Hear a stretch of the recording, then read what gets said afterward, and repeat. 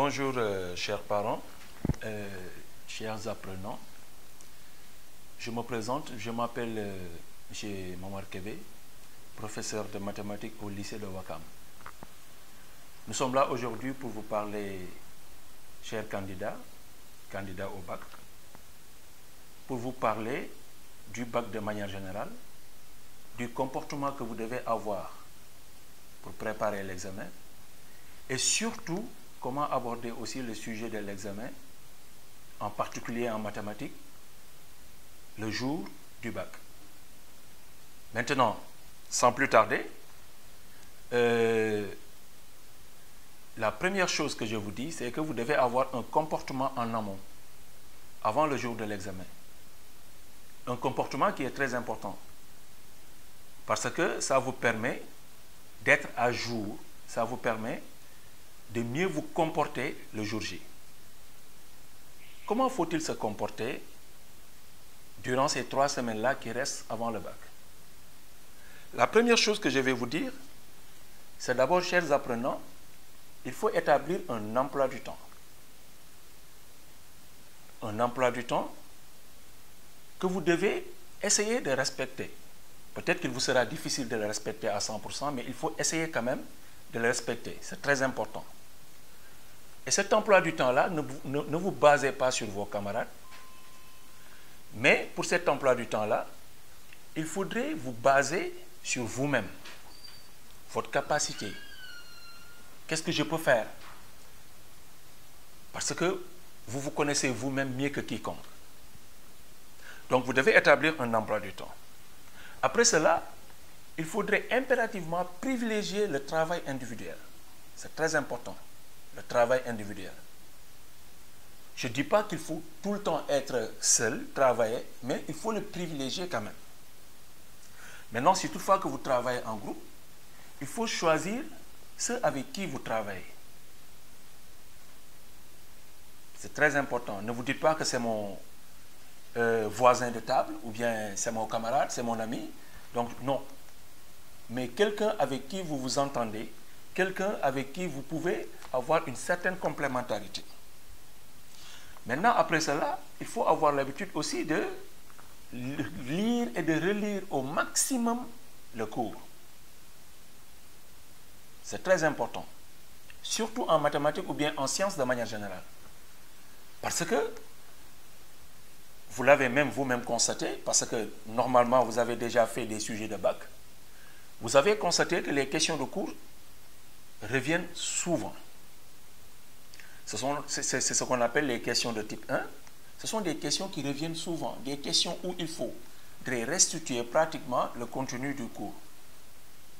Donc il est très important de bien apprendre le cours pour que face à ces questions-là, que vous n'ayez pas beaucoup de problèmes. Alors, après cela, il faudrait refaire aussi les exercices. Les exercices déjà faits par le prof en classe. Moi, je dis souvent que vous pouvez chercher d'autres exercices, mais quand même, mettez plus de travail sur les exercices que vous avez déjà fait en classe. Vous les reprenez pour mieux fixer ce que le prof a déjà développé en classe. Maintenant, si toutefois qu'il y a des parties que vous n'avez pas bien maîtrisées, il faudrait essayer de trouver quelqu'un qui peut vous aider, qui peut vous expliquer. C'est important aussi parce qu'il faut savoir exposer ces problèmes. Maintenant, ce qui est important et souvent que parfois les élèves ne prennent pas en compte, c'est surtout de trouver du temps pour faire du sport, pour se divertir un peu. Bien que ce temps-là ne doit pas être vraiment un temps très, mais il faudrait au moins trouver ce temps-là pour vous divertir un peu, pour vous soulager, pour essayer d'enlever un peu le stress. Parce que quoi qu'on puisse dire aussi, le bac est un peu stressant. Nous sommes tous passés par là. Maintenant, ça, ce sont les quelques conseils que j'avais à vous donner durant ces quelques jours qui vous restent avant l'examen. Maintenant, après cela, il faut savoir aborder le sujet de mathématiques. Je dis mathématiques, mais aussi vous pouvez prendre ces conseils-là pour les autres matières scientifiques aussi. Alors, comment se comporter? Il y a un travail qu'il faut faire en amont, ce que je viens de dire. Pourquoi je dis en amont? C'est surtout durant les quelques jours qui restent. Comme par exemple, s'il vous reste 5 jours, 4 jours, ainsi de suite, il faut plus mettre l'accent sur le cours. Bien maîtriser les formules, bien maîtriser les propriétés, les définitions, les théorèmes, tout ce qu'on vous a donné dans le cours, il faut tout faire pour en maîtriser le maximum. C'est vrai qu'il sera difficile, voire très difficile, de tout apprendre, de tout maîtriser, mais essayez au moins de maîtriser, d'avoir en tête le maximum. Maintenant, le jour de l'examen, surtout face à un sujet d'épreuve de mathématiques, que faut-il faire? La première chose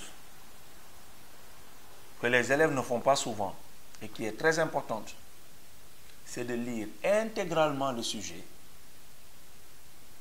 et attentivement. J'insiste sur ces deux mots. Lisez intégralement le sujet et attentivement. Au minimum 2 fois. Je dis bien intégralement. Maintenant, vous pouvez avoir votre brouillon à côté.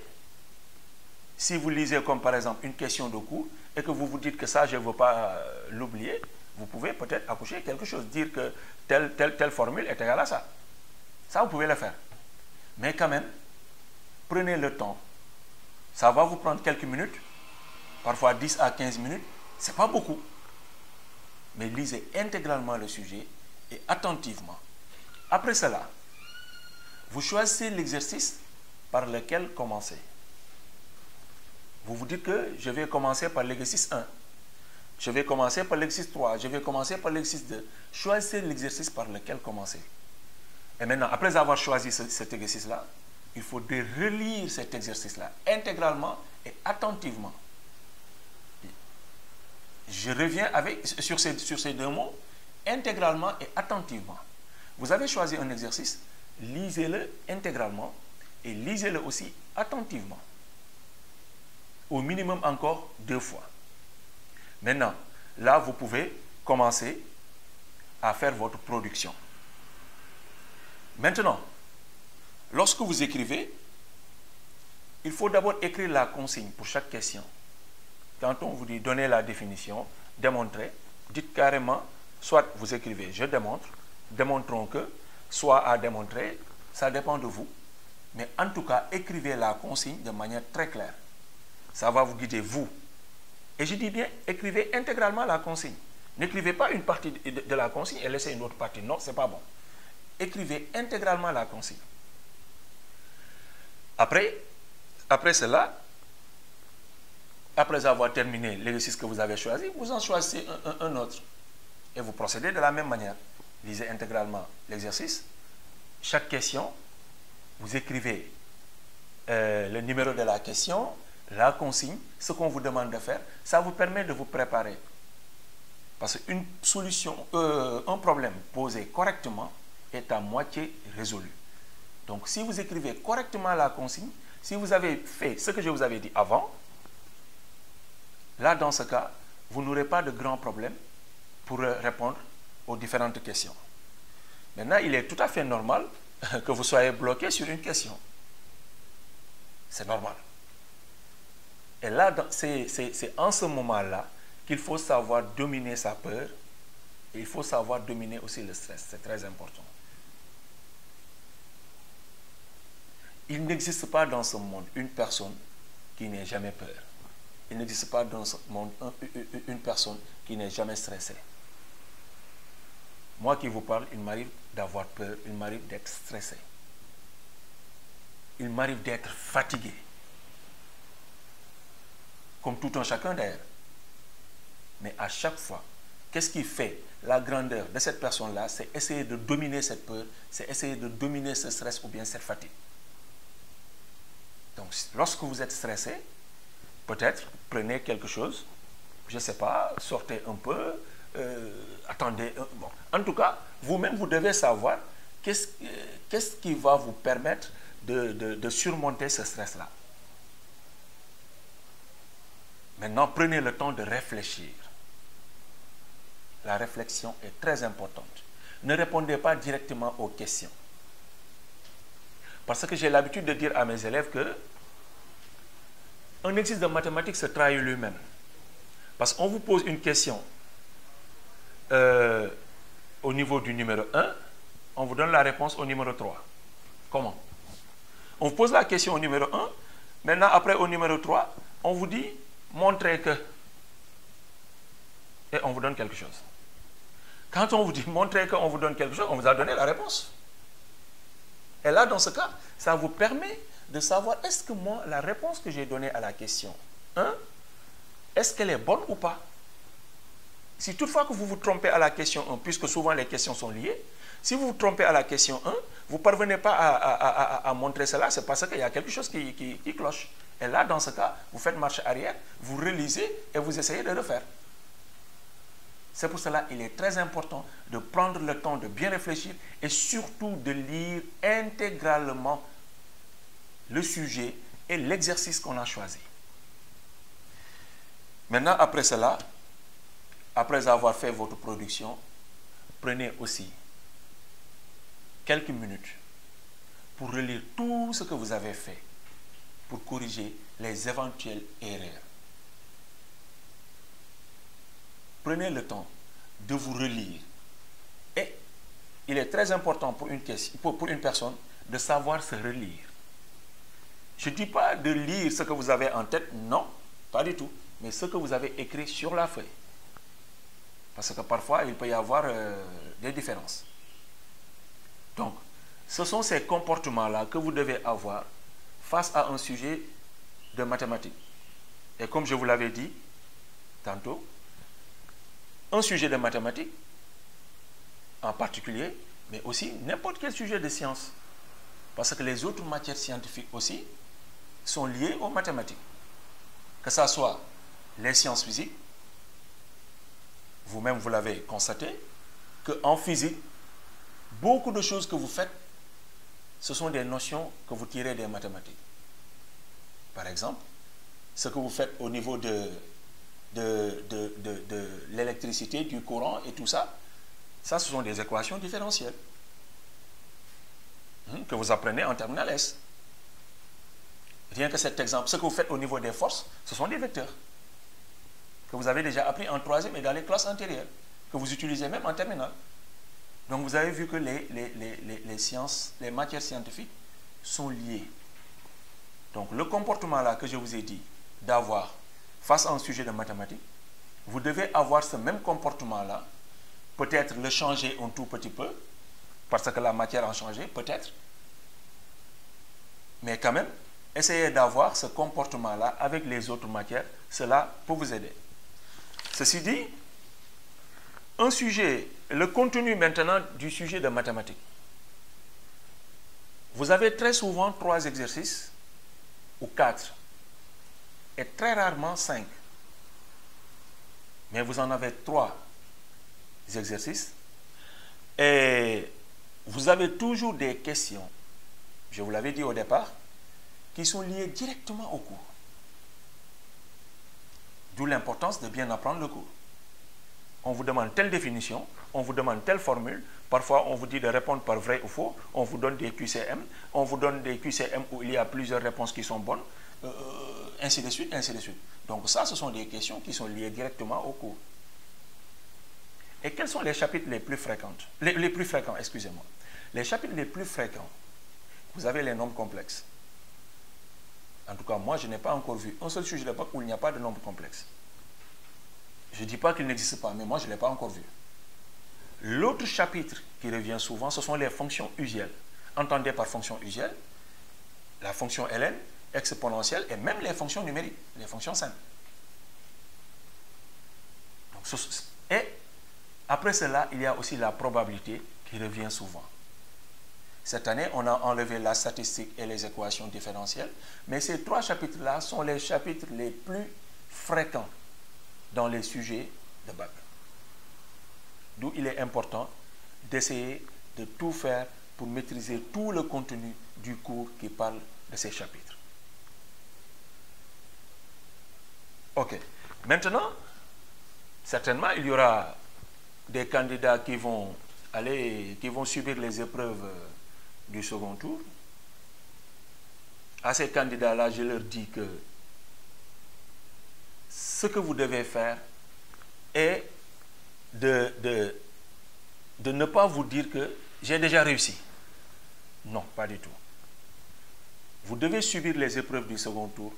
Cela signifie qu'on vous tend la perche. Vous avez trébuché quelque part. Maintenant, on va vous tendre la perche. Il faut tout faire pour essayer de la tenir et bien la tenir. Bien. Maintenant, qu'est-ce que vous devez faire? La première chose, c'est d'abord de prendre votre relevé de notes. De discuter avec quelqu'un qui a de l'expérience au bac. Non pas avec un camarade de classe ou bien avec un ami qui est là dans le quartier, qui a déjà fait le bac ou bien qui était passé au second tour. Peut-être qu'il peut vous donner des conseils. Mais il faudrait demander à ceux qui s'y connaissent le mieux, surtout vos professeurs. Appelez vos professeurs, appelez vos surveillants, peut-être, je ne sais pas, votre grand frère qui s'y connaît déjà. Vous lui posez des questions, il vous procure des conseils. Maintenant, qu'est-ce que vous devez faire? Vous devez choisir deux matières dominantes et une matière non dominante. OK? Les coefficients restent les mêmes. Comme par exemple, en terminale S2, mathématiques, coefficient 5. Ça reste coefficient 5. Sciences physiques, coefficient 6. SVT, coefficient 6. Ça reste coefficient 6. Français, coefficient 3, ainsi de suite. En terminale S1, mathématiques, coefficient 8. PC, coefficient 8. SVT, coefficient 2. Les coefficients ne changent pas. Vous avez les mêmes coefficients. Donc, après avoir choisi ces deux matières dominantes, c'est pour quoi faire? Après, je vais revenir sur comment choisir aussi ces matières, parce que c'est important. Qu'est-ce qu'on attend de vous? On attend de vous à ce que vous essayez d'avoir le plus de points possible. D'avoir un surplus de points par rapport au premier tour. Supposons, vous avez 8 en mathématiques au premier tour. Essayez d'avoir 12 ou 13 ou 14 ou 15. Si vous avez 12, on fait 12 moins 8, vous avez 4 points de plus. Ces 4 points, on les multiplie par 5, le coefficient de mathématiques, et vous avez 20 points. Donc là, vous avez 20 points à côté. Vous choisissez PC, vous aviez 7. Maintenant, vous vous retrouvez avec un 14. Donc vous avez 7 points de plus. 14 moins 7. 7 points de plus, on le multiplie par 6. C'est 42. Donc 6, le coefficient. Donc 42 points. Ces 42 points, plus les 20 points que vous aviez en mathématiques, vous avez 62 points. À coup sûr, vous allez passer. Pourquoi ces choix-là? C'est parce que vous avez une moyenne de 8. Une moyenne de 8. Et là, dans ce cas, vous devriez avoir 10 pour passer au premier tour. Non pas 9,50, mais 10. 10 ronds pour passer au premier tour. Maintenant, vous avez 8. Donc, s'il s'agit des mathématiques, il vous reste 52 points. 52 points. Pour quelqu'un qui a une moyenne de 8, il te reste 52 points à rattraper. Et avec ces choix-là que vous avez faits, avec la manière dont je vous ai expliqué les choix, c'est comme ça que vous allez essayer d'avoir ces 52 points. Comme par exemple l'élève, l'exemple que je viens de donner tout à l'heure, cet élève-là, il a 62. Donc il a 62 points de plus, même si en français il avait 8, après il se retrouve encore avec 8. Dans ce cas, il aura 0 point de plus. Donc il n'aura pas de bonus. S'il avait 8, maintenant il se retrouve avec 7, il aura 0 point de plus. Il n'y aura pas de point négatif. On ne va pas lui donner moins 1. Donc vous voyez, c'est comme ça que ça se passe. Maintenant, essayez d'avoir ces 52 points-là. Et là, vous passez, vous avez votre examen de bac. Maintenant, comment faut-il faire ce choix-là? Il faudrait choisir de préférence les matières où vous avez les notes les plus faibles. Bon, je dis bien de préférence, parce que parfois, on voit nos élèves de L, parfois ils ont une certaine note en mathématiques, ils se retrouvent avec un 1 en mathématiques, tu leur dis, reprends les maths, ils te disent non. Bon, ça me fait rire quand même, parce que c'est un peu drôle. Alors, tu leur dis, reprends les mathématiques, ils te disent, ouh, Michel dit, ouh, non, non, non, je ne vais pas toucher aux mathématiques, parce que même si je reprends aussi, je vais avoir le même 1. Donc, c'est pour cela que je dis de préférence. Certes, à cet élève-là qui a 1 en mathématiques, il est préférable pour lui de prendre les mathématiques. Mais s'il ne se sent pas à l'aise, s'il sent que moi, je ne peux pas m'en sortir, peut-être qu'il va choisir une autre matière où il a 5, où il a 4, où il a... Donc, vous voyez. Donc, choisissez de préférence les matières où vous avez les notes les plus faibles. C'est pas non, je suis bien en arabe, je suis bien en français, je suis bien en mathématiques, donc je vais reprendre les mathématiques. Si vous avez 14 en mathématiques, pour exemple, cela nous est arrivé l'année dernière. Cela est arrivé à un de mes élèves l'année dernière. Il avait 12, je crois, ou 13 en mathématiques. Malheureusement, il s'est dit que moi, je me sens mieux à l'aise en mathématiques, donc je vais reprendre les mathématiques, alors qu'il se retrouvait avec un 7 en PC. C'était une erreur de sa part. Malheureusement pour lui. Donc, de préférence, choisissez les matières où vous avez la note la plus faible. Maintenant, comment préparer l'épreuve? Là, dans ce cas, vous retournez au cours. Vous retournez à la leçon. Trouvez des personnes qui peuvent vous expliquer le contenu du cours. Maintenant, si vous avez compris, c'est bon. Essayez de reprendre quelques épreuves du second tour pour savoir comment on les donne. Parce que la plupart du temps, c'est une épreuve de 2 heures de temps en mathématiques. Et ce sont des questions qu'on pose qui sont liées certes au cours direct, mais quand même qui ne sont pas liées directement au cours, la plupart du temps. Mais si vous apprenez quand même bien la leçon, en principe, vous devez vous en sortir. Maintenant, pour terminer avec les épreuves du second tour, il faudrait bien lire l'épreuve. Prenez le temps de lire attentivement et intégralement l'épreuve. Ces 2 mots, j'y tiens vraiment pour les candidats. Lisez attentivement et intégralement l'épreuve avant de commencer, pour savoir les différentes parties que l'épreuve aborde dans le programme. Maintenant, je vais finir par ces mots en vous disant, chers apprenants, bonne chance, que le bon Dieu soit avec vous, qu'il vous accompagne jusqu'au jour de l'examen et jusqu'à la proclamation des résultats. Merci beaucoup. Bien, chers apprenants, je m'en vais maintenant vous procurer les derniers conseils aux élèves des séries S comme des séries L aussi. Ce que je vous dis, c'est de ne pas négliger surtout les matières non dominantes. Ceux qui font la série S, ne négligez pas les matières littéraires. Parce que parfois, l'épreuve de mathématiques, de PC ou bien d'une autre matière dominante peut être difficile. Et là, dans ce cas, vous allez vous rabattre sur les matières non dominantes. Donc, il ne faut pas les négliger. Ok. Maintenant, je vais terminer par vous parler d'une école d'avenir. Pourquoi je dis que c'est une école d'avenir? Parce que on vous apprendra là-bas les télécommunications. École centrale des logiciels libres et de télécommunications, EC2LT. C'est une école qui a formé pas mal de générations, mais c'est une école d'avenir aussi, comme je viens de vous le dire. Parce qu'ils vont vous apprendre comment confectionner les logiciels, comment les utiliser. Et là, c'est très important. Et vous le savez mieux que quiconque, que l'avenir de notre nation, l'avenir de l'Afrique, l'avenir du monde entier se porte sur les nouvelles technologies des télécommunications. Merci beaucoup.